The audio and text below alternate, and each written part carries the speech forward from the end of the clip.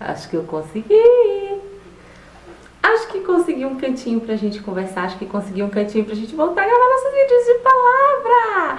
Como vocês sabem, eu me mudei e eu tava ainda ajeitando assim a questão da iluminação. Eu fiz uma iluminação nova aqui. Vou mostrar pra vocês.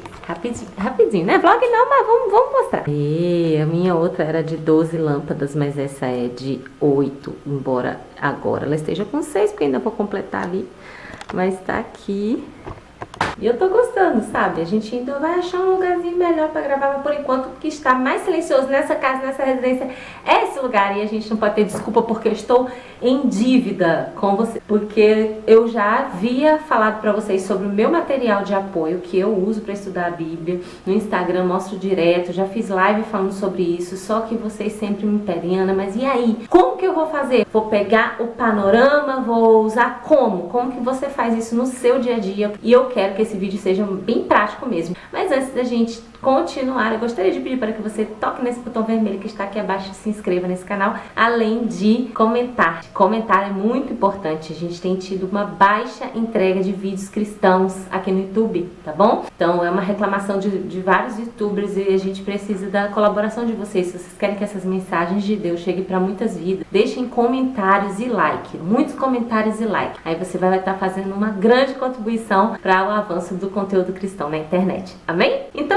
depois eu vou filmar com outra câmera os detalhes, mas esse aqui é o meu panorama predileto. Eu vou deixar aqui abaixo o nome dele para que você procure na internet. Eu tô mostrando esse para vocês, gente, mas não significa que você não possa usar um outro panorama que te dê as informações que você precisa. Eu vou colocar aqui agora quais são as informações. Então, você pode ter um outro panorama, ou você pode escolher fazer isso pela internet ou até pelas suas bíblias de estudo, porque tem algumas bíblias de estudo bem completas. Já mostrei aqui para vocês algumas que você consegue essas informações que eu vou colocar aqui agora. Para que a gente precisa dessas informações principais, essas informações iniciais? Pra gente entender, pra gente ler com entendimento. Então vamos lá. Eu vou dar o exemplo de como se eu nunca tivesse lido o Evangelho de Mateus, ou já tivesse lido e não entendido. Então esse esboço que eu vou mostrar para vocês aqui agora é para ser feito antes de você ler. Calma, você vai primeiro atentar para as informações necessárias e depois você vai fazer uma leitura que você vai estar mais situado, você vai estar mais inteirado do assunto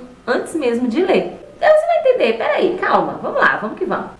No meu panorama, eu encontro aqui muitas informações sobre o Evangelho de Mateus, gente. Eu não poderia colocar tudo isso na minha Bíblia, mas eu vou selecionar as principais informações para que eu não fique perdidinha na minha leitura. E aí, na minha Bíblia, que na verdade não é minha, né? Eu peguei emprestado da minha mãe, mas eu já avisei a ela que eu dei uma arriscadinha, porque quando eu fui pegar a minha Bíblia para fazer isso, não tinha espaço de tanta coisa que eu anoto aqui ao redor e muito marcada que ela tá. Então essa é a única Bíblia zero que achamos aqui nessa residência e aí foi nela mesmo que eu vou mostrar pra vocês. Eu coloquei aqui do lado da primeira página do Evangelho de Mateus o autor, certo? O objetivo principal, o público-alvo, o fundo histórico e algumas informações importantes. Então vamos começar pelo autor. A gente precisa saber algumas informações sobre Mateus, sabe? É importante a gente saber um pouquinho sobre o autor. Por que ele escreveu desse jeito? Por que ele escreveu isso? Por que ele colocou de diferente dos outros evangelhos? Se você não sabe, aqui no canal tem um vídeo falando sobre as diferenças entre os evangelhos. Então depois você vai lá dar uma olhadinha, mas agora você precisa saber que Mateus era judeu, era cobrador de impostos e era discípulo de Jesus. Destaque isso aí. O objetivo principal desse livro é mostrar aos judeus que Jesus era o tão esperado Messias. Então dá para entender que o público-alvo era o povo judeu. Então Mateus estava escrevendo para quem era judeu. Então a linguagem dele é específica para esse povo. O que estava rolando? O que estava acontecendo nesse período? O que estava acontecendo nesse fundo histórico? Israel estava sob domínio do Império Romano, tá? Nos dias do rei Herodes. Então isso aqui não é quando foi escrito, tá? O Evangelho foi escrito bem depois da morte de Jesus. Isso aqui é o fundo histórico desses fatos que Mateus está narrando. Então eu coloquei informações importantes. Mateus cita com frequência o Antigo Testamento para mostrar que tudo dito pelos profetas estava se cumprindo. Então ele estava escrevendo para os judeus tinham muito em mente o que os profetas disseram acerca do Messias. Então ele faz referência a esses profetas várias vezes, você vai ver várias vezes isso nessa narrativa. E Ele faz isso para que as pessoas acreditassem de fato que Jesus era judeu. Mateus conhecia os costumes judaicos, os hábitos. Então ele está falando, é como se fosse assim, brasileiro falando para brasileiro, certo? Brasileiro falando para brasileiro, fica muito mais entendido, né? Ele usa as linguagens, ele narra os costumes da época por causa da sua familiaridade com o povo judeu. E aí eu venho dividindo meio que em partes esse livro. Esse livro tem algumas seções que não vão estar descritas na sua Bíblia, não são esses títulos pretos que a gente encontra aqui. São seções que eu encontrei nesse panorama e trouxe para cá, para quando eu ler eu saber em qual seção, em qual parte da história eu estou. Então, do capítulo 1 ao capítulo 2 é o advento do rei, é a vinda do rei. Você vai perceber que a primeira coisa que tem no Evangelho de Mateus é a genealogia, certo? Então essa genealogia serviu para quê? Eu já escrevi aqui, ó, mostrar que Jesus era judeu. Ana Júlia, você tirou essas informações da onde?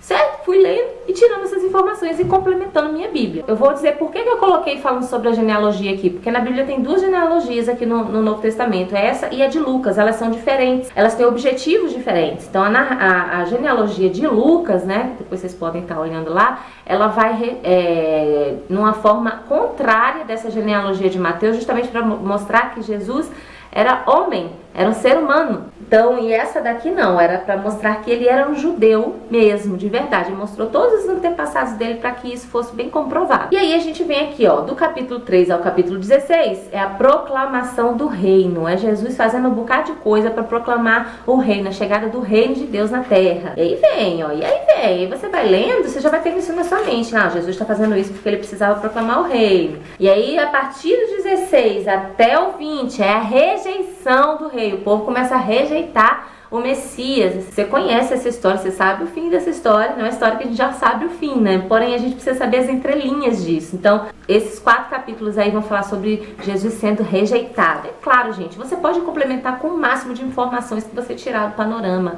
O máximo, para que quando você lê, você vai, então é por isso que foi dito isso. Ah, entendi. Do capítulo 21 ao 28, o rei triunfa.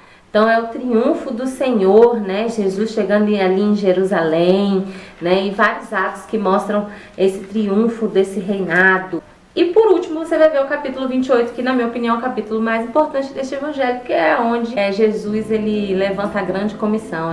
É o texto que fala que a gente deve prosseguir, fazer discípulos e seguir aquela obra que foi iniciada aqui por Jesus. Então, é mais ou menos assim que eu faço. Eu sei que podem ter outras coisas que vocês podem incluir e é importante que você faça isso mesmo, porque quem vai ler é você, quem tem que entender é você. Então, esse foi o meu modelo, mas é só um exemplo de algum modelo que você pode estar fazendo. Então, agora, como minha Bíblia é toda organizadinha, eu posso começar a ler o Evangelho de Mateus com mais entendimento, com a mente mais preparada, entendendo o fundo histórico, entendendo por que aquilo ali foi escrito. Que eu dei o exemplo aqui de um dos livros da Bíblia, mas você pode fazer isso na sua Bíblia toda, principalmente no Antigo Testamento. Tem muitos detalhes acerca da cultura, muitos detalhes acerca do fundo histórico que são importantes a gente entender antes da gente começar a ler.